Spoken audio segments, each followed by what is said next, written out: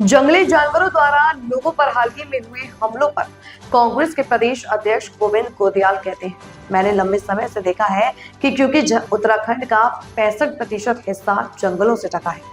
इसलिए यह स्वाभाविक है कि जंगली जानवरों की संख्या काफी ज्यादा है। जबकि सरकारों ने जंगल वाले इलाकों में जंगली जानवरों की आबादी बढ़ाने का लक्ष्य रखा है। उन्हें यह भी पक्का करना चाहिए कि इंसानों की जान खतरे में ना पड़े।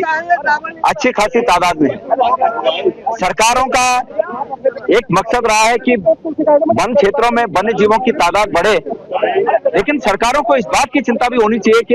मानव जीवन को कोई क्षति न हो। सरकार को इस बात का भी ध्यान होना चाहिए कि वन्य जीवों का जो आक्रमण रिहायशी इलाकों में आम आदमी पर हो रहा है, सरकार का फर्ज बनता है कि उसको भी रोका जाए। लेकिन जब मैंने अतीत में बिना किसी आंदोलन के, बिना किसी धरने प्रदर्शन के सरकार को ये राय दी, कई बार राय दी, सोशल मीडिया के माध्यम से राय दी कि सरकार वन्य जीव और मानव के बीच के संघर्ष को, जो कि आज का नहीं है, मैं इस सरकार को इस संघर्ष के लिए इस रूप में कटघरे में खड़ा नहीं कर रहा हूं कि ये इन्होंने इजाद किया, ये आदि काल से है, पहले से है, लेकिन इस सरकार को इस रूप में कटघरे में खड़ा कर रहा हूं कि इसको रोकने के लिए इनके पास इच्छा शक्ति नहीं है और इनकी इच्छा शक्ति जागे, इसलिए आज हमने यहाँ पर आकर ये प्रदर्शन किया। आज कल ही हमने सुना कि खिरसू में कोटी गांव में कल एक घटना हुई और एक महिला की जान चली गई। इससे पहले चमोली में इस प्रकार की घटना हुई,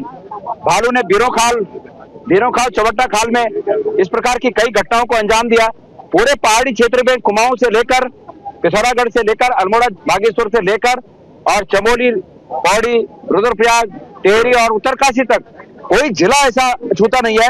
जहां लोगों को भारी नुकसान का सामना नहीं करना पड़ रहा है। इसलिए हमने राय दिया लिखित रूप में, पहली बार सरकार को लिखित रूप में दिया। इससे पहले मैंने सोशल मीडिया में ये किस भाई का है,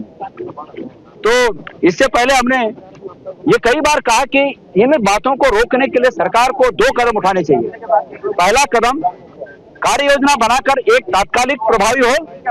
उस तात्कालिक कार्य योजना के तहत इस संघर्ष को रोकने के लिए जो वाचर व्यवस्था है, जो रोकथाम की व्यवस्था है, उसको अंजाम दिया जाए। और दूसरा दीर्घकालिक, ये दीर्घकालिक योजना इस प्रकार की फूल प्रूफ हो कि कोई भी वन्य जीव रिहायशी इलाकों में न घुस सके। आज हमारे केंद्र के नेता बड़ी बड़ी बात करने तो यहाँ आ जाते हैं, केंद्र में बैठकर, सत्ता में बैठकर बड़ी बड़ी बात करने आ जाते हैं, लेकिन हमारे लोगों के दुख और दर्द को समझे बिना वापस चले जाते हैं और स्वयं की पीठ थपथपाते हैं। ये हमें मंजूर नहीं है। वो अपनी पीठ थपथपाएं, लेकिन हमारी इन मांगों पर